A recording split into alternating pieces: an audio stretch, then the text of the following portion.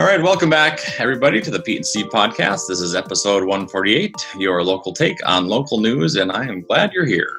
So we've got a lot to get to today, so I'm just going to jump right into it. We're going to cover two stories, the resignation of Dr. Ray Queener, the superintendent of the Cambridge ISD schools, and he's actually going to a special guest on the show.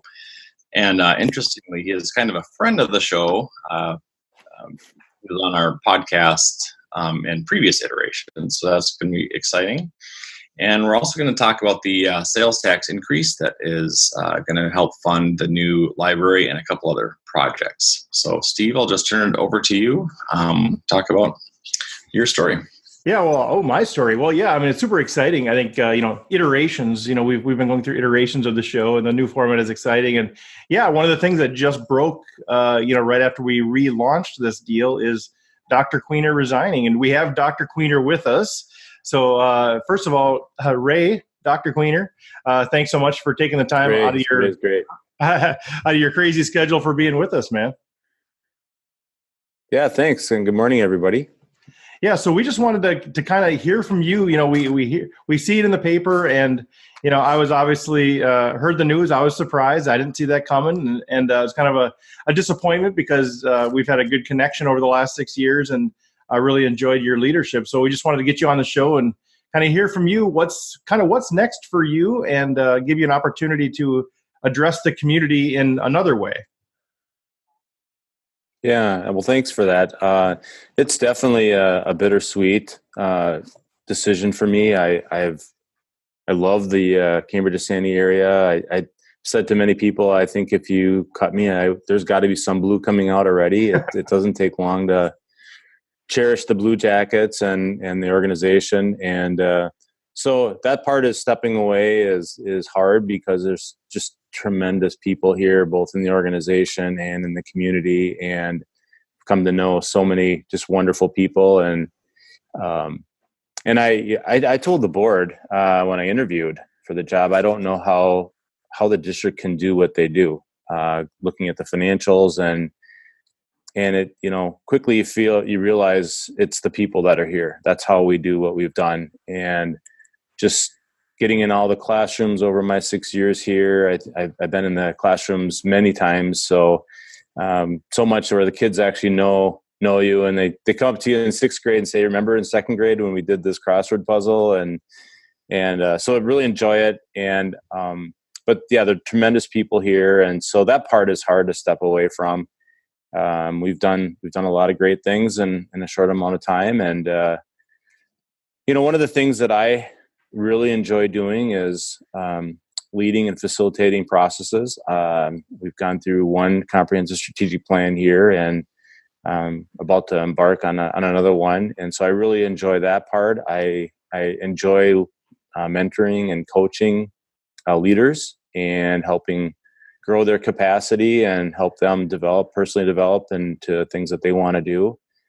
And so this opportunity presented itself as exactly along those lines. And I'll be working with school districts and superintendents, leaders, principals, not only in the state of Minnesota, but in the region and soon to grow nationally. And so it's a great opportunity to do the things that I really enjoy. And so it's with Teamworks International. It's a senior consultant role.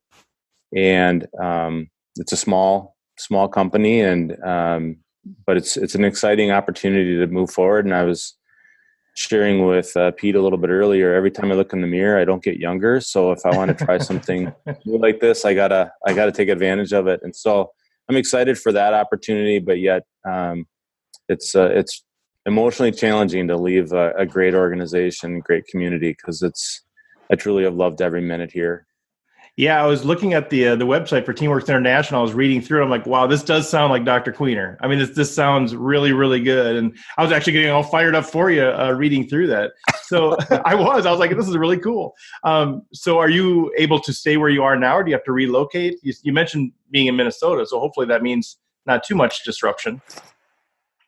Yeah, they have an office in Centerville. But there's a lot of remote work that's done. I'll have the ability to work from home and prep for meetings and do reports. And, and then you just travel the districts for depending on what you're working on. If you're working with admin teams, that's going to be during the day, or boards at night, those types of things. But it's individual personalized coaching can be done like via video or telephone. So it really is a little flexible on that regard.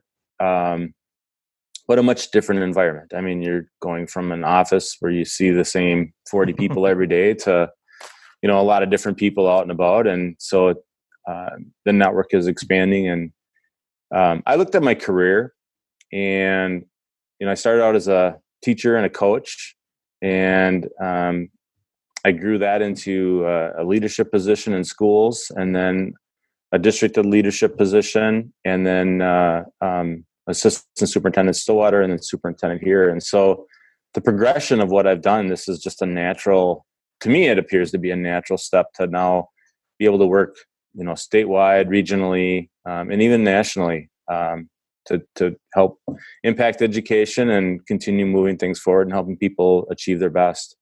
Yeah, I thought the same thing. Kind of looking over, I'm familiar with your history. We've had some interaction before, but looking at the teacher, the coach. You got the Rosemont, Apple Valley, Eagan, a really small school district where you were the director of finance for several years. Then you went to another super small district in Stillwater, assistant superintendent for 10 years. Then the superintendent in Cambridge. So I mean, you've paid the dues. I think especially the finance piece. I'm really interested in that. As you move into the consulting role, it's not like you're oblivious to finance. I mean, you've dug in, you've been there firsthand. So I think that's a great thing that you can bring to all the other leaders and hopefully help equip them. I think it's always about how do you lead in the context of the environment you're in, and so you understand the environment obviously very clearly. So I think that's super exciting. So kind of shift gears a little bit. Just a personal anecdote. One of the things I really appreciated about you was I know my boys were in math league at the time that you arrived at Cambridge, and we went to a math league presentation award ceremony thing. And I'm like, what is the superintendent doing here? It was such a positive feeling. I mean, you should expect that, I guess, but you were kind of everywhere. You tried to be as many places as you could be.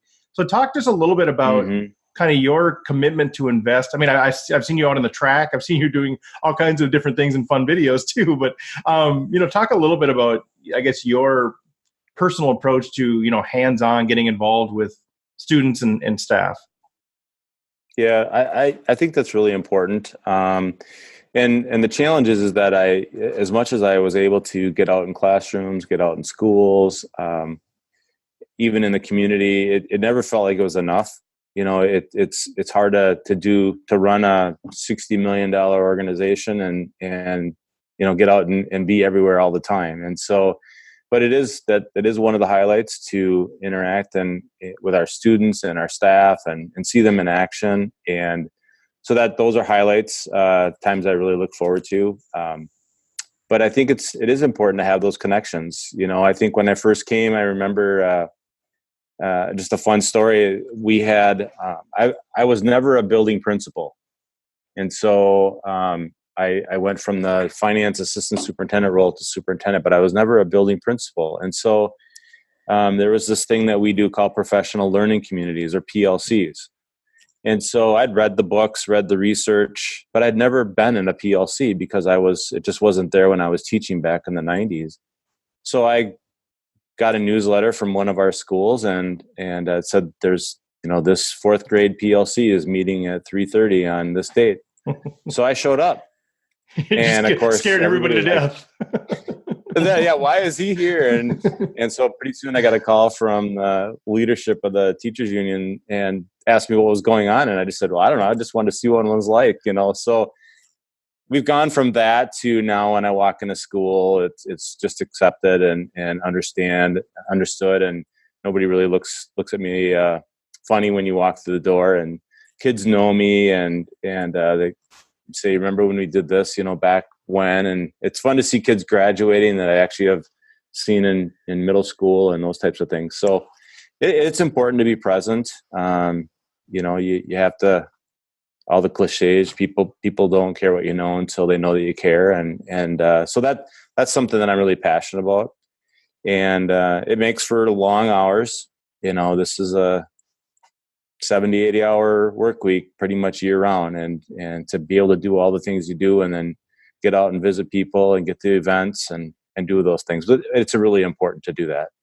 No, that's really good. And I think to point that out, Pete and I talk quite a bit about, leadership, and people have no idea what goes into leadership and those things. And that's okay. As a servant leader, you're not super concerned about everybody caring about, how much you're working in those things. But, you and I have talked, I've been known a number of leaders and done leadership myself. I understand kind of the price that you pay. And, it's easy to stand at a distance and kind of say, they should.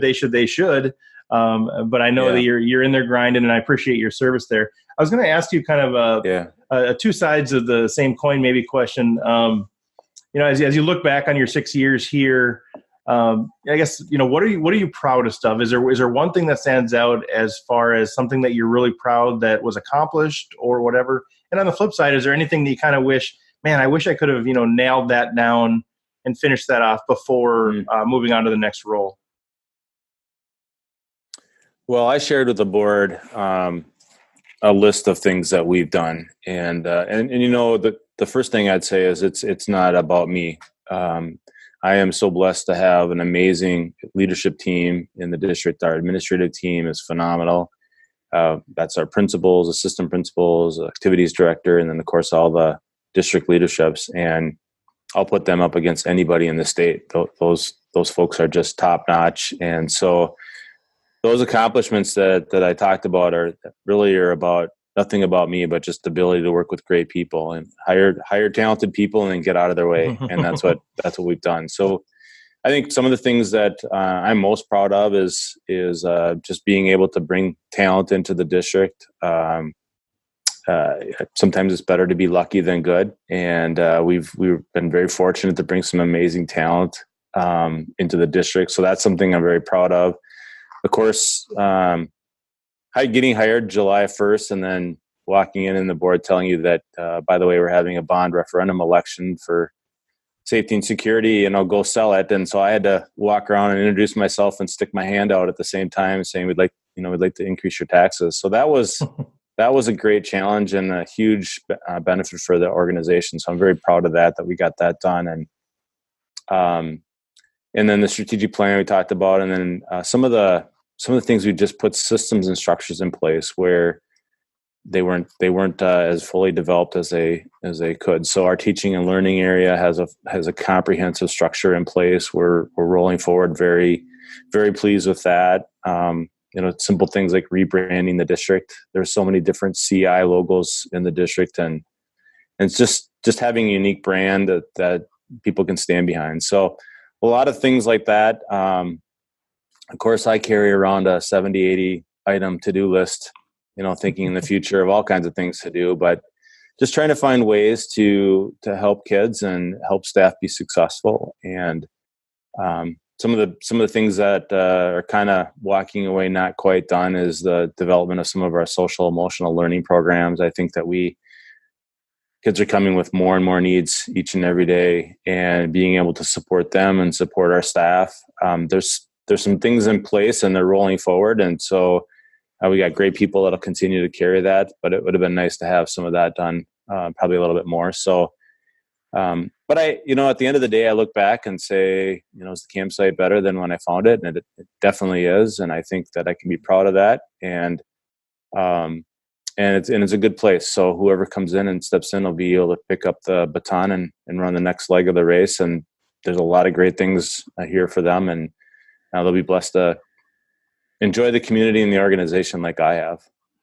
And I'm sure one of the things that you're going to miss the most is making the calls on whether to cancel school or not. I know that's always a super exciting thing for superintendents to do. And no matter what you decide, half the people are excited, half the people are disappointed. So I'm sure you'll miss that. Now you consult with other superintendents who have to make that call as well.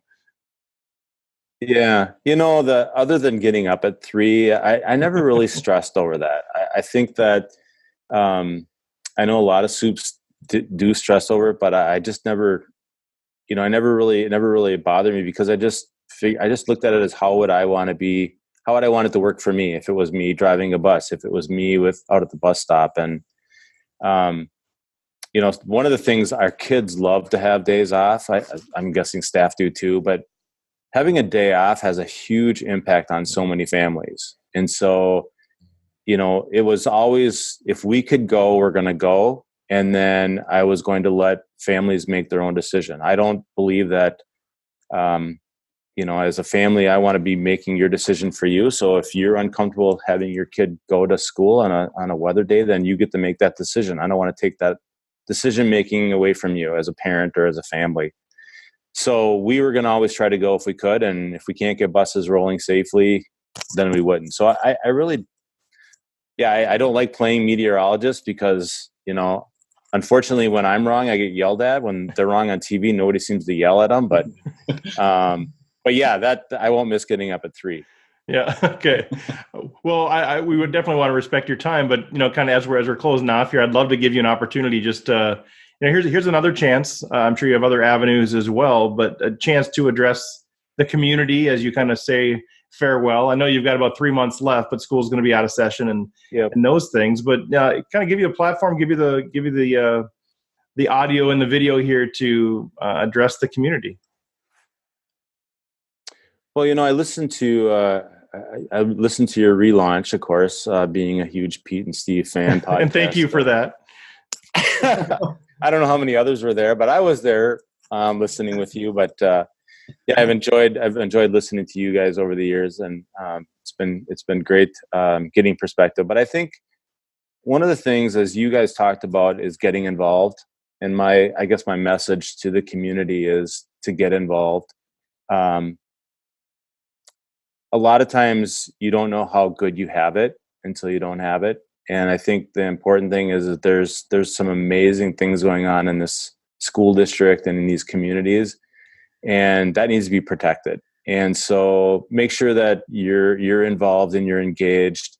And you even mentioned today and then on the previous podcast that sometimes it's hard to really know what's going on with school boards and city councils and decision makers, because we're living this world 8, 9, 10 hours, 12 hours a day, and that's hard to go out in the public and get everybody up to speed so they can understand why decisions are made. But the more involved people are with what's going on and understanding what's going on, the better they're going to be. And communication always has to be 2 ways, and you can't just sit back and wait for everybody to tell you everything. You got to read websites, you got to be engaged and involved, and read board minutes, and we send so much information out. It's kind of funny when people say, I didn't even know we were doing that type thing. So my message is get involved and protect what you've got, because this is a very precious, special place, and I'm so blessed to have been here and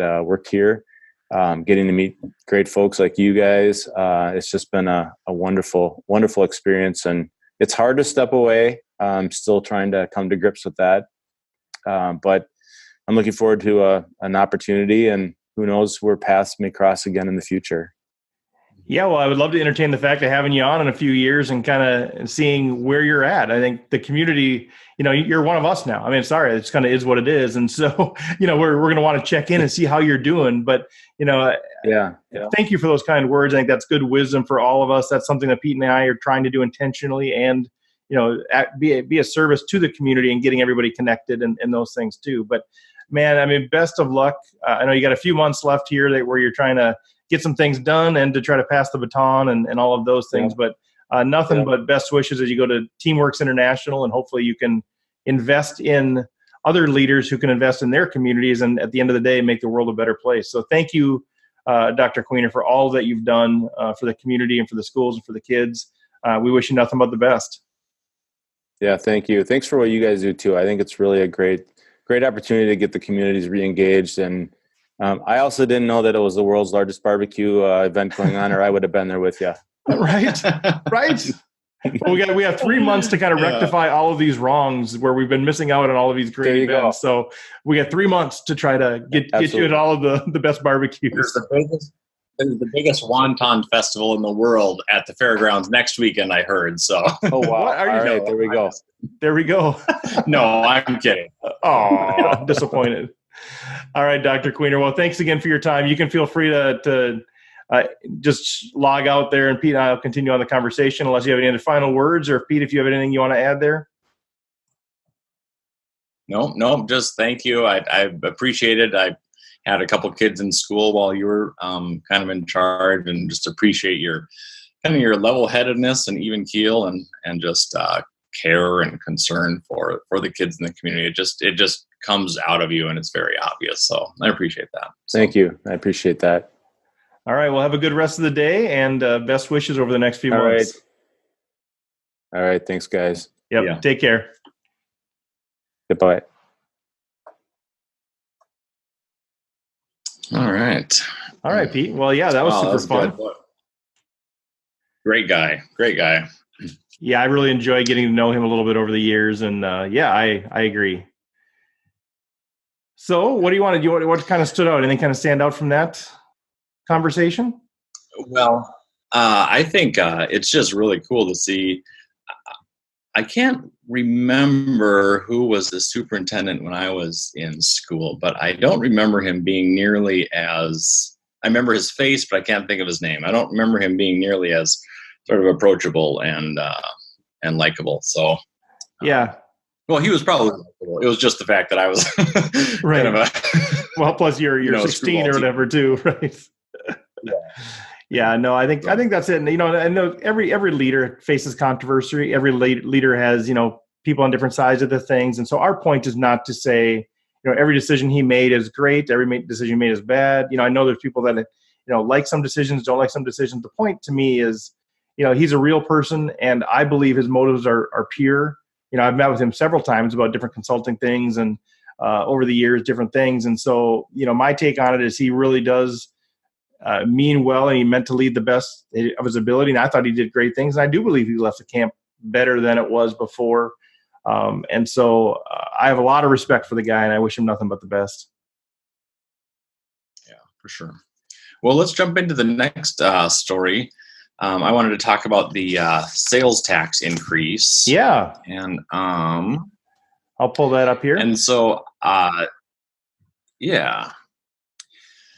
And so the state passes the Cambridge sales tax increase, and the plan is to fund 3 different projects. And if you know some of the history, you may know that there was a vote, and it failed in 2016, and then just passed in 2018. Yeah, it actually was a referendum that failed in 2016. Then the general election in 2018 is where like 60-some% of the people voted yes for it. Yeah. Sorry to interrupt you. Yeah. Yep. No, that's exactly right. And so I found the fact sheet and looked up some of the information there, and it was kind of interesting to look at. So the omnibus bill passed both the State House and State Senate, and for a total of $22 million. And I had to look up omnibus, what that means. I was just kind of curious. I've heard that tossed around. And basically, it's a proposed law that covers a number of diverse or unrelated topics. And it's derived from the Latin that means for everything. And so, it's sort of like they just bundle a whole bunch of different things into one bill. That's called an omnibus. And there is, some pros and cons to all that, of course. Because of the size and scope, omnibus bills limit opportunities for debate and scrutiny. And in the past, some of the negatives there, omnibus bills have sometimes been used to pass controversial amendments. And for this reason, some consider omnibus bills to be anti-democratic.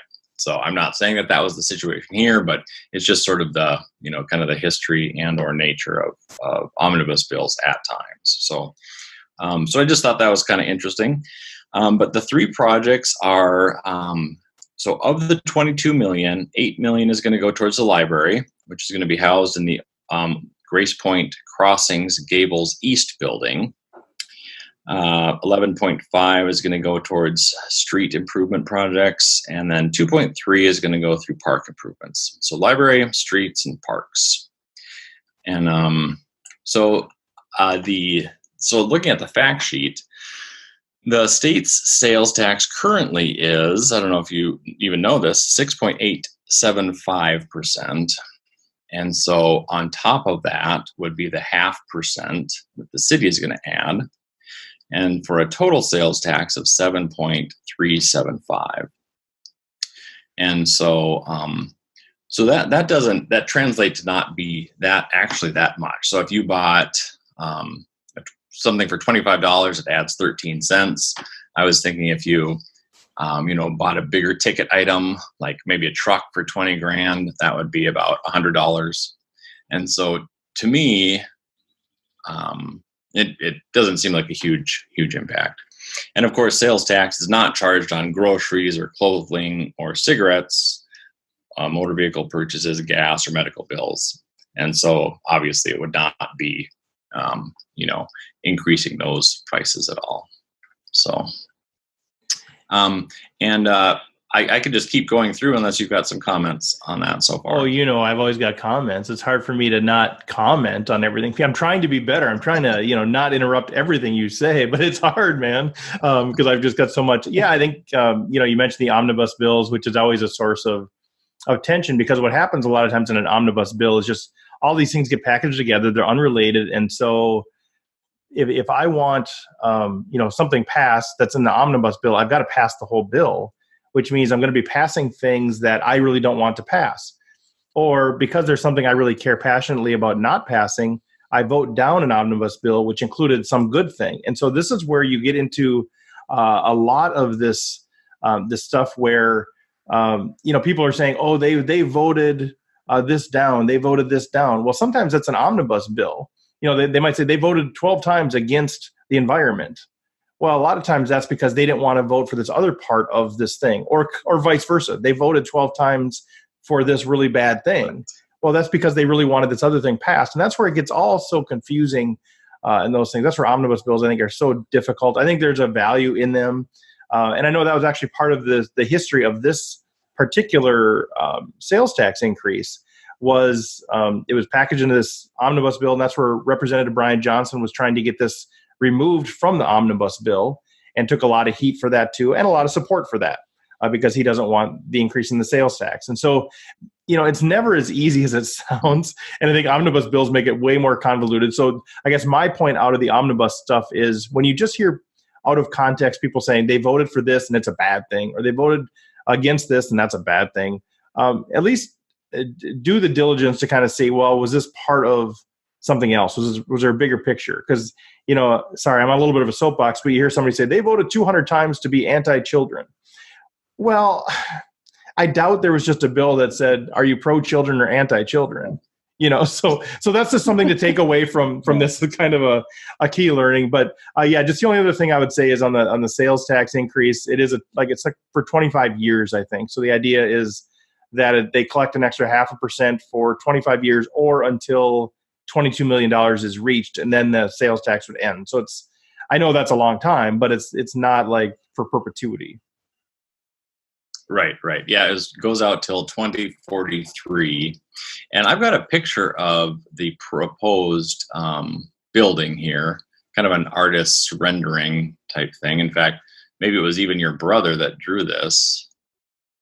Oh, he might have. I don't know. And so, I don't know. Am I able? I tried to request. You did. I said approve, and I stopped sharing, so it should be good to go. Otherwise, I can call it up too. If you just search for Cambridge, Minnesota New Library and go to the images page. Yeah, it's one of the first ones there. But I was kind of interested in some. There's also some additional facts here that are kind of interesting. So they projected that they would collect about $1 million per year from the tax in Cambridge. So that just kind of gives some perspective about how much revenue that's going to generate. And like you mentioned, there was some sort of people against, and there was comments from some small business owners talking about how an increase in the sales tax is going to, drive people to other communities to spend their money because things will cost a little more. And so it might hurt small businesses.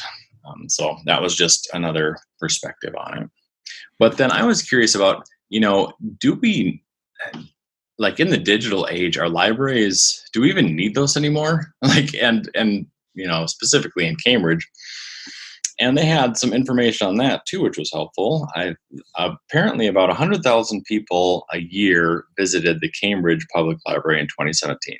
So that was kind of blew me away. That seems like a lot of people. Yeah, no, there's a lot of discussion about that, and I kind of wish I'd gotten more involved in that. But yeah, no, they're really well used, and if you ever go in there, if you haven't been in there, you should just go in there. It's just just to be aware of what's in our community. But there are a lot of people. I know people that go there to use the internet. I think we kind of get spoiled. We assume everybody has the internet, everybody has technology. There's people that go in there to use the internet. I know several people that still borrow books that way because they like the physical book, but they don't want to go buy the books all the time, or they don't want to, spend the money to do that. I mean, you have a library card, you have access to like the entire world. They do a ton of classes. So everything from young kids on up, people utilizing the classes. There's a lot that goes on the library beyond what we think of. Oh, I've got a Kindle or whatever. Yeah, I've got a list of some things here. People attend one of the 122 programs that the library sponsored last year, developing early literacy skills with children through story times, use of smart play areas, use of one of the 10 public computers to apply for work and do research, like you said, Wi-Fi, attend book discussion groups. I would actually like to do that. Yeah. I'm going to research that, and then finally check out books, magazines, or other materials. So that almost seemed like more of an afterthought. That seemed like to me the primary reason to check out books, but that's sort of, not at all. And libraries these days have become sort of a community gathering place.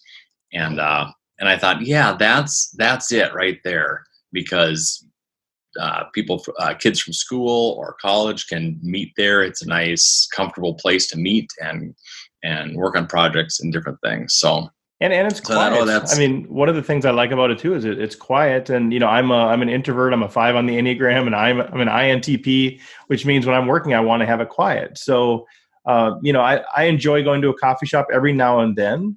But they're designed differently. The intent is to have conversation and whatever, that sort of thing. You go to the library, I know that I can find a spot where it's going to be really quiet and not cooped up in a small 5x5 room. I can actually be out in the open and have it quiet. So I actually enjoy it for that purpose. Yeah, the other thing was why use sales tax increase versus a property tax or other sources of revenue, and this was, I thought, interesting. So apparently surveys of the library usage indicated about 50% of all library patrons live outside the city limits. So the council felt that the fairest way to fund construction of a new library was to the local option sales tax. So that basically doesn't place the entire cost of the new library on the Cambridge residents, kind of spreads it around for the people that use and participate in this community. So I thought that it was interesting. And another, I wanted to look up, but didn't get a chance to, how much of a draw the library could potentially be as far as bringing people to the downtown area. Now, it's not exactly downtown because it's over by, kind of on the, west side of town a little bit. But, one of the things that we've talked about is our downtown. It would be great if we could get that sort of revitalized, and there's a task force to do that. And so I was curious about, maybe that'll, bring people in, kind of foot traffic that'll want to go out to eat and then want to do a little shopping in town or something. Yeah, I love it. I think it's close enough to downtown, I think, to feel like it's downtown. It certainly would be a draw to people into the inner city, I guess, if you will, of Cambridge, if nothing else. But, the location, I don't know exactly. I know it's kind of over, I know generally by the river there on the west side. But, it's near the park, and the park is doing some great things, like we mentioned last week, going frolfing. But it's all within walking distance, the library and the park and the downtown area. So I think so. But I do think people drive in, they go to the library, they drive into town to go to the library. That is something that people do that I know. And so I think, that it's keeping it downtown. It's not putting it out east or whatever. And hopefully that encourages them to go participate in the other things downtown. Yeah, I'm excited. Yeah. And I'm excited for that. I know there's some people that are super passionate about it, that are super excited. It's kind of been a roller coaster ride of, okay, the referendum failed. the bill passed, or the general election passed. It went on the bill. There's an effort to try to take it off of the bill, and now it's passed and the states approved it. So I think there's kind of been this roller coaster thing. You know how hope is. If hope is sort of denied for a while, it builds. And so I think there's a lot of people that are super excited about it. And not to get lost in that too, there's you mentioned already the kind of the street improvements thing. I don't know what's part of that bill versus other things. That's part of it, but an improvement in the parks too, which I think the city has done a really nice job of improving our parks. And so here's another source of funding for that as well. So I'll be excited to see what happens with that. Well, and I think it's just kind of a small price to pay. I mean, 0.5%, that's really not, like, I don't know, maybe it would hurt small businesses, but I mean, for me personally, if I have to pay, spend $25 on groceries or something, and I have to pay an extra 13 cents, that's not that much. Yeah, I think the argument is that, where does it end? I think that's sort of the piece of that. Okay, if it's $68.75, now it's Right. $73.75. As things get higher or lower, it becomes an issue. So maybe 0.5% isn't, but that's kind of always the issue is like, well, what if there starts to be this chasm? What if we end up being 2% higher than everybody else? Then it becomes real and people do start to impact their behavior. So I think that's kind of the biggest issue. And then there's just the principle of, I think the argument against tax increases are that, hey, the government's getting enough money to be able to do what they need to do, whatever. But so I think that's the biggest thing. But yeah, from a pure economic perspective, it's just not going to impact most people. And, I think things cost money. If you want to have a nice library, if you want to have nice parks, if you want to have nice streets, if you want to, enjoy Cambridge, if you want to see the expansion of downtown like we're seeing, which is super exciting with Willard's kind of being the main central point of that. But there's a lot of good things happening downtown. All of those things to revitalize a community take money. And I think for me, I look at it and say, well, this is sort of my price to pay, I guess, if you will. I don't have to spend hours and hours and hours a week in meetings. I don't have to be making all of these difficult decisions. I don't, all of these things. I have to pay an extra 13 cents a week on groceries or whatever it is, or more even. But to say that's sort of my contribution to the growth and expansion and improvement of Cambridge, I'm okay with that because I don't have all the other headaches.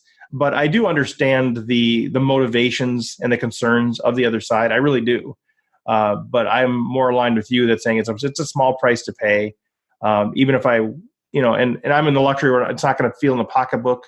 Like, every 0.5% is not going to kill me. Some people are going to be more strapped for cash, that sort of thing. But I guess for me, it's a price I'm willing to pay. Just don't make me go to any meetings. Yeah. And no one is paying us to say anything like this. This is my personal thoughts. And so, right. But you mentioned Willard's, what would be super fun? I mean, you've eaten there, right? I have had, yes. Yeah. I had the dinner there. We went there like the second night it opened. My wife and I went and had dinner there. And then we also had a lunch burger there, but I know people that have been there literally like 20 or 30 times already. Yeah. It's so good. It's so good. And I was thinking it'd be fun to have Eric Harsey on the show and just talk to him because he's a chef, a trained chef, and just thinks about food way differently than I do. And so he's just really interesting to talk to. It'd be fun to have him on the show. Yeah, we got to ask him what the world's best burger and fries coming on a wooden plate. We got to talk about that for sure. Oh, that burger is so good. It is. Yeah, good. He's got little flecks of frozen butter in the patty. Oh man, is that good? Yeah, super good. So, I guess that's all that I really had to say about that. We could go over some out and about things. Let's and do maybe that. It's a good time to mention our sponsor actually before we jump into that. We should do that, yeah, because I guess we jumped. Dr. Queener joined us a little bit earlier than we thought, so we kind of had to do a little bit of flexibility. But yeah, I mean the Isanti-Chisago County Star, super excited about this. This is where we're getting the news articles, the stuff that you're seeing online is theirs. They've got a lot of stuff online, so go out there, check it out. I mean, it's interesting, having not read the local paper for quite a while. I'm starting to get back into it. I'm like, wow, there's a lot of really good information here that I hadn't really noticed before. So online, you can also get it in the mailbox, but I would encourage check that out. But thanks to those guys, Bill Stickles III and the crew over there. It's super fun to kind of launch this partnership together. Yeah, I know. I'm kind of getting into reading the paper now. I used to get it on my doorstep, and I'm embarrassed to say I would just put it right, plop it right in the garbage. Well, I would sometimes. I remember coming to your place. We'd podcast at Studio C at your place, and so yeah, I'd bring them in sometimes for you. They'd pile up in the breezeway area there.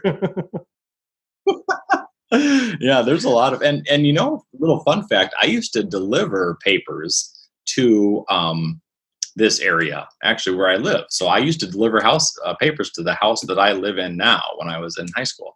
Like the Star Tribune, or what?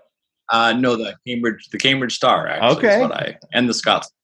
Were you on your bicycle? I was, and you should have seen that thing, because I started off. I was on my bike, and I had the little bag strapped around my shoulder. Yeah. Well, that was a real pain because it would be hanging down and banging against my hip. So then I tied it. It's like this progression. So then I tied it on my handlebars, which kind of worked, but then it would always drag on the wheel. And so it would just create this big hole in the bottom. So then my dad's like, hey, we could do. So he built up this big framework, welded up this framework on my bike, and so that I could set a laundry basket in the paper bag and tie it around my thing. Well, that worked great for a while until the laundry basket crunched. And, so then we're like, hey, use a metal box. So eventually I had this gigantic metal box, this welded up like steampunk type contraption on my bike. And yeah, it worked. It worked good, actually. I'm not surprised at all with you and your dad doing that. Did you end up having to like counterweight the back end? Was like the front end so heavy you had to like put some weight in the back? I did endo it a couple times because yes, it was heavy up there, especially at first, until I was able to throw out some of the papers. That's awesome. That reminds me of I used to ride bike all the time. We lived about 2-3 miles north of Cambridge, and I always have to ride bike into town to do Little League or swimming or whatever it was. And so, yeah, I'd have my swim bag over the handlebars to the front. And of course it would hit the wheel. And a couple times I'd flip all the way over, like genius. I needed your dad to come over and wire me up a basket. Yeah. Oh, that's funny. Yeah, that was a really hard job, actually. So rain or shine, every Wednesday and Sunday I was out there, 10 below or 90 above. So for those of us who are on the video, for those of us on video, can you just quick demonstrate your newspaper pitch? Can you show us what the newspaper, what the pitch looked like? Oh yeah, it was just kind of a backhand. Oh, backhand. Just throw. Yeah. Yeah. Okay. And in fact, I don't like to brag about this, but I'm kind of an impressive Frisbee thrower too. And I think part of that ability came from the papers, throwing papers. So, so the Scotsmans were hard because they were always folded over and bigger, but sometimes the Cambridge Star was just thin and just a flat thing. And so you'd have to kind of, throw it at an angle because it always, for some reason, goes, like that. And so, we got definitely pretty good after a while. We've got to go frolfing now together. I got 1 under par on the Cambridge course, so I'm feeling pretty good about myself right now. Whoa! Even though hole number 9 is kind of underwater right now. I was mountain biking down there, and geez, yeah, that water is really high. It is. So what's going on out and about, man? What do you got? Well, we've got a couple different things. Of course, the race the rum is coming up on. We talked about that last. We're going to miss by the time this actually airs, though. It's going to be past, so this will air on Sunday, and I think that's happening on Saturday.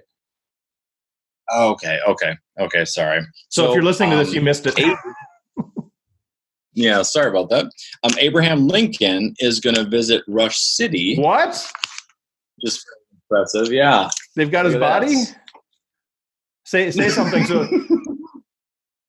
wow! I thought I heard he died. No.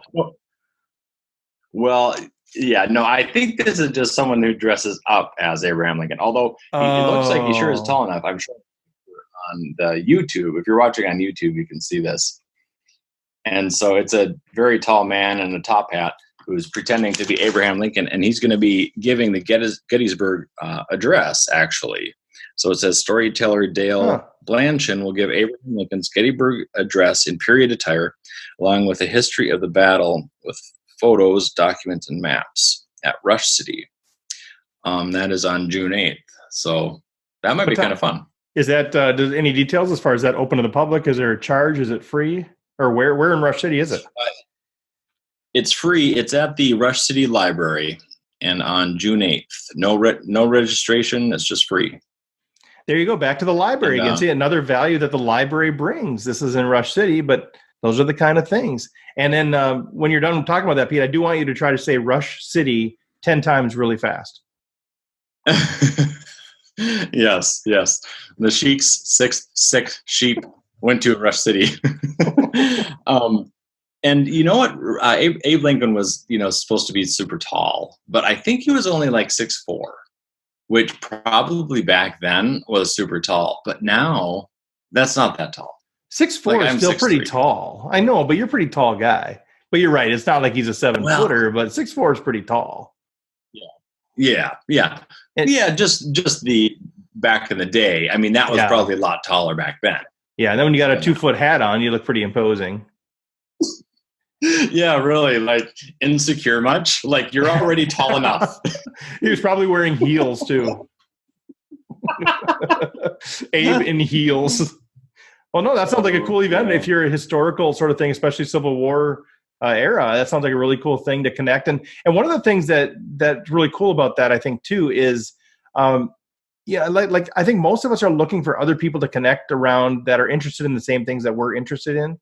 I think that's hard to do. Like, you know what I mean? Like, and we're talking about how do we connect people? You go there, it's not just about learning about Abe Lincoln and learning about the Battle of Gettysburg and the Gettysburg Address and kind of being that's kind of cool. I think you have an opportunity to meet other people who are also interested in those sorts of things. And that's where you can start saying, oh, hey, we should grab coffee. We should talk about this. We should nerd up about the Civil War together. And I think those are the kind of things that happen. You got to, if you want to make connections, if you want to have friendships and relationships, you kind of have to put yourself in those situations to connect with people who have similar interests. And I think that's, to me, a cool thing about that is it's not just about a performance. It's about a chance to meet people who are also interested in those things. Yeah, and it's so tempting to just go online and find some discussion group or discussion page, but it's so important to get out there and in the community and see people regularly. So you're like, oh, I've seen that person like 3 times at the last 3 things. I should introduce myself, or you just start some small talk, or you're standing around and it's natural to strike up a conversation. And I think that's so much healthier and nurturing than just going online, reading something and asking some questions, and then you log off and you're like, have nothing to show for it, no improvement other than just a little bit more information. So. Yeah, and for some people that's a natural thing to do that. I think you struck on something that's important. As an introvert, that's sort of my bent would be, I'm interested in Abe Lincoln, I'll go online and kind of do something like that.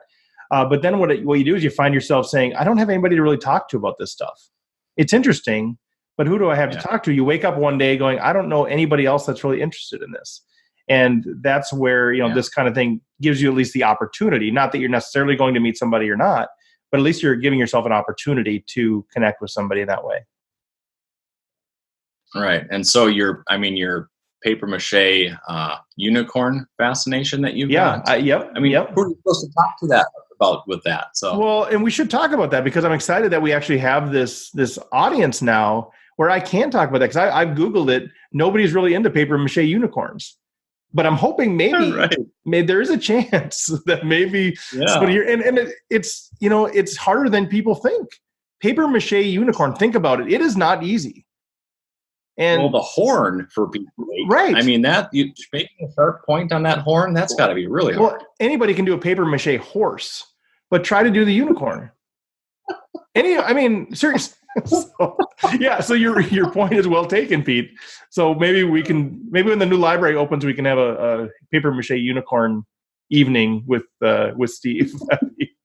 I'm sure that will be very well attended. But one of the things that I noticed too on there. Well, no, go ahead, Pete. Well, I would just say we should probably wrap up here semi soon. Yeah, I know we're longer than we wanted to be, but this is fun, man. I just enjoy this. And a couple of really, it's super interesting stuff with Dr. Queener and the sales tax things. Those are big things in our community. And so I think they're worthy of mention. Just a couple of things that kind of crossed over my eyes. We won't even talk about, just that I wanted to bring up. Then you can share your stuff. A new mini golf course opening July 1st, which is super exciting, over by Cub.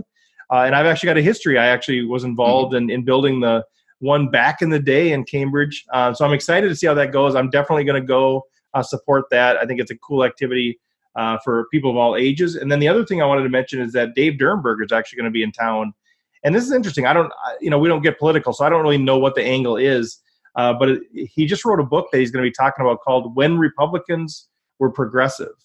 So it's sort of a catchy title. I don't know where to go, and I don't know that I can recommend it. I just want to make people aware of it. June 4th at 7 o'clock, actually at Common Ground Church in Cambridge. I saw that was there too. So a couple of things that struck my eye coming up. Mm-hmm. And Dave Dernberger, he was a state senator. Is that right? I believe was he the governor? God, see, Pete, you're not supposed to ask me questions that I don't know answers to. I know that name sounds so familiar. Oh yeah, he was heavily involved in Minnesota politics. I just can't remember exactly what his role was. U.S. Senator from Minnesota. U.S. Senator. Okay. Yep. He was born in St. Cloud, Minnesota.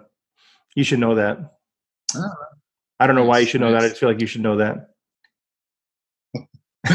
All right. Well, we should probably wrap it up. Let people get back to their whatever they got to do. But like we said, go out and check out the paper, the newspaper, Isanti County. Isanti-Chisago County Star. Yep. Yes, County Star. Great paper, and they got a website, which is great. And I actually prefer the physical paper because it's got some other things there. But the website is great as well. And if you want to make comments on or have a story that we should maybe cover, or just want to get in touch, where can they find us, Steve? Well, we got the Pete and Steve page out on Facebook, which is still probably the best route to go. We started the Twitter account. We'll see if we end up promoting that or not. I think it's just at Pete Steve Show. So you can follow us out there. We'll see what we do out there. But the Facebook page is kind of the easiest thing to do. Email right now, probably the easiest way is just stevefredland@gmail.com. I'm pretty responsive on that sort of thing. So those are the best ways to connect. But, if you're listening to the podcast, one of the best things that you can do if you're saying, hey, I want to help these guys, support these guys, we're not looking for money.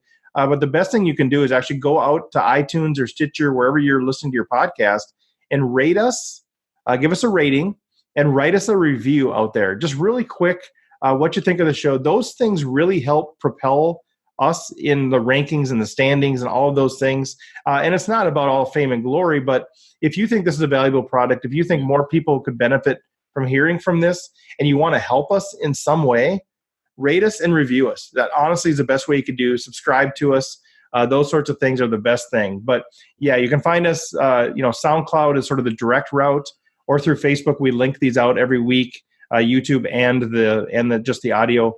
But if you do listen to podcasts, if you have an app for your phone, just subscribe on the app, and we'd love to have you join us in that way. Yeah, that's a great point. If you believe in what we're trying to do, which is get more community engagement and connection, I mean, that's probably the best way that you can help out for now. So and just tell your family, friends, and others about us, man. Just let people know about it. But the heart behind it is that we want to help improve the quality of life here in Cambridge, Minnesota, and kind of this area. And this is the one way that we know how to try to participate in that. Yeah, exactly. All right. Well, okay. I think that's thanks, everybody. Sorry, that's it. For some reason, I'm operating a little bit of a delay today. I don't know what was on my internet connection, so I apologize for any sort of those weird sort of gaps. That's totally on my end, so we'll try to rectify that for the next time. But I'll let you kind of give us the parting farewell. But on behalf of myself, thanks everybody for listening. Okay, thanks everybody, and we will see you next week.